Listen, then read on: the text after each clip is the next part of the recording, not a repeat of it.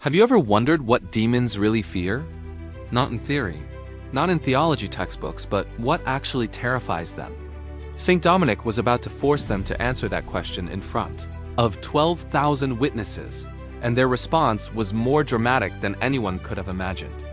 We're continuing the incredible story of the exorcism near Carcassonne. St. Dominic had already established that 15,000 demons possessed this Albigensian, heretic 1,000 for every mystery of the Rosary the man had attacked. The demons had confessed that they hated St. Dominic more than anyone on earth because of all the souls he rescued through devotion to the Rosary.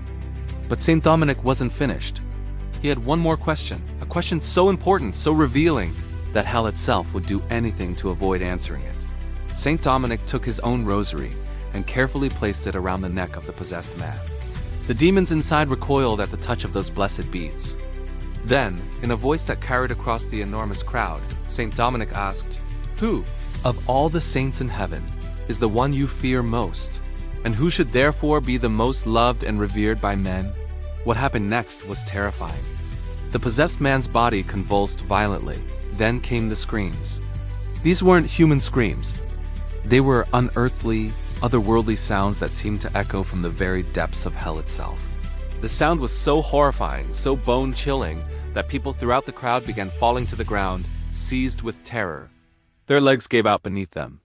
Some fainted outright from the sheer horror of what they were hearing. The demons were absolutely desperate not to answer this question. And in that desperation, they revealed just how cunning and manipulative evil really is. Suddenly, the screaming stopped. The possessed man's face changed completely. His expression became melancholy, sorrowful, pitiful. And then the demons began to cry. But these weren't tears of repentance. This was pure manipulation. The devils wept and wailed in the most heart-rending, pitiful way imaginable.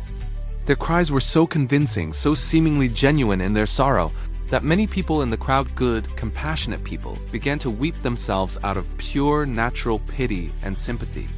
Think about that for a moment. Demons, creatures of pure evil who hate humanity with every fiber of their being, were so skilled at deception that they could make thousands of people feel sorry for them. Then, speaking through the Albigensian's mouth, the demons began to plead with St. Dominic in the most touching, heartbreaking tones. "Dominic, Dominic, have pity on us. We promise you we will never harm you.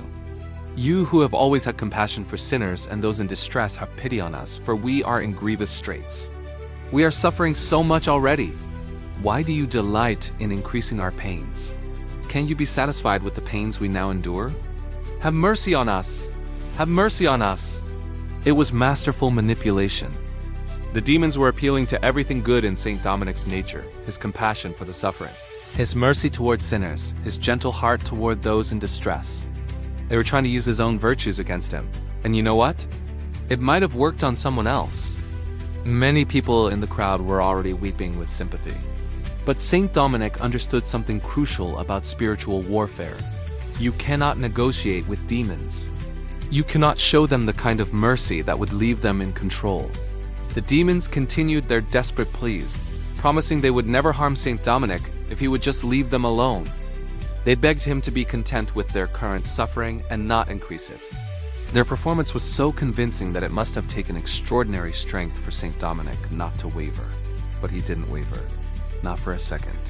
Why? Because St. Dominic knew several important truths. First, demons are liars by nature. Jesus himself called Satan the father of lies. Every word coming from those demons' mouths was designed to deceive and manipulate. Second, the demons' real suffering wasn't coming from St. Dominic's questions. Their suffering came from being forced to confront the holiness they had rejected, from being near the Rosary they feared, from being compelled to tell the truth they always tried to hide. Third, and most importantly, this wasn't about the demons at all. It was about the man they were tormenting and the 12,000 witnesses who needed to see the truth. Those people needed to understand not just the power of the Rosary, but also how demons operate, how they deceive, manipulate, and pretend to be what they're not. So what's the lesson for us today? We face the same kind of manipulation all the time, just in different forms. Evil doesn't always announce itself with horns and pitchforks. Sometimes it comes disguised as something reasonable, something sympathetic, something that appeals to our better nature. The voice that says, Just this once won't hurt, is manipulating you. The thought that whispers, God doesn't really care about this little sin, is deceiving you.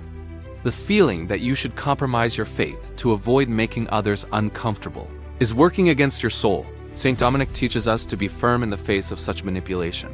Compassion is a virtue, but it must be directed toward what truly helps toward freeing the captive, not accommodating the captor. True mercy sometimes looks harsh because it refuses to leave people in bondage. And here's the beautiful thing. St. Dominic's firmness wasn't cruelty. It was actually the greatest act of love he could show, both toward the possessed man who needed freedom and toward the crowd who needed truth. So the next time you face spiritual manipulation, and you will remember this story. Remember that demons will use every trick, every emotional appeal, every cunning argument to avoid the one thing they truly fear. And what is that one thing they fear most? Well, St. Dominic was about to force them to tell the answer, and it would change everything. But that's a story for next time.